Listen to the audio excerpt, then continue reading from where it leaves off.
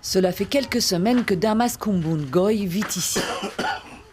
Un toit en tôle, un grand drap, quelques casseroles et bouteilles. Ce n'est pas grand-chose, et pourtant c'est énorme après 21 ans passés à la prison centrale de Makala. Lorsqu'il y est entré en 2003, c'était un jeune homme de 33 ans. Il était soldat. J'ai été arrêté pour vagabondage. J'étais sorti du camp militaire où j'étais interné pour des soins de santé pour aller voir ma famille. Après avoir été mis au cachot, j'ai été envoyé à la prison de Makala. Après 7 mois, j'ai été aussi accusé et appelé à comparaître dans le dossier d'assassinat du colonel Alamba. Le colonel Charles Alamba, procureur militaire décédé à Makala, se trouvait dans le même pavillon que lui. Damas est appelé à comparaître dans l'affaire avant d'être retiré de la liste des accusés. Je suis allé aux différentes audiences de ce procès sans faire de déposition. Je ne disais absolument rien puisque je ne connaissais rien du dossier. On était 4 comme ça, à ne rien dire, alors il a été décidé qu'on puisse quitter le procès.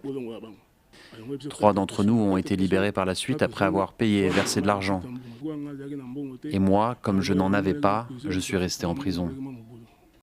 Sur place, il subit la promiscuité, l'absence d'hygiène, les maladies, les pénuries d'eau et de nourriture.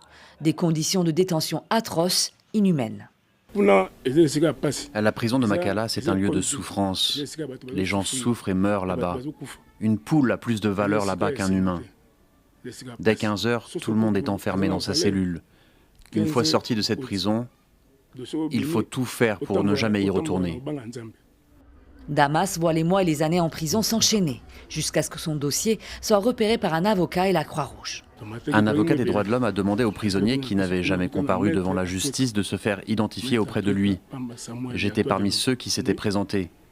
Il a pris des notes et enregistré nos doléances. Il a plaidé pour moi, mais il n'y a pas eu de suite favorable. Cela a pris 4 ans pour que l'avocat reçoive les réponses des autorités judiciaires. 4 ans, l'attente était longue. Au final, il est libéré après une audition à la Haute Cour militaire le 29 juillet. Aucune charge ne pesait contre lui.